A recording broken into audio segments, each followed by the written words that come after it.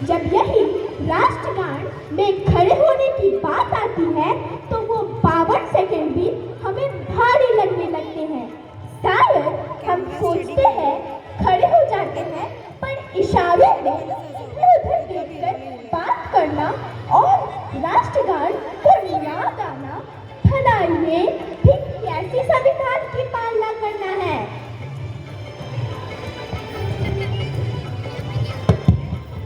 साल में 15 अगस्त 26 जनवरी 2 दिन वंदे मातरम के नारे लगाने से हम सच्चे देशभक्त नहीं कहला सकते। जब तक हम संविधान के तहत अपने कार्य नहीं करते तब तक हमें 26 जनवरी मनाने का कोई अधिकार नहीं है। इस अवस्था में हम देशभक्त नहीं देशद्रोही कहलाएंगे।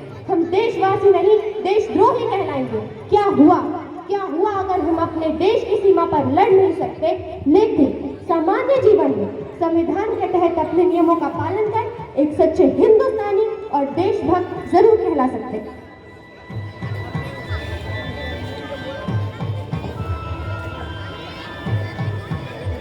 अंत में मैं इतना ही कहना चाहूंगी, जो संविधान के नियमों का पालन नहीं कर सकता, हाँ, जो संविधान के नियमों का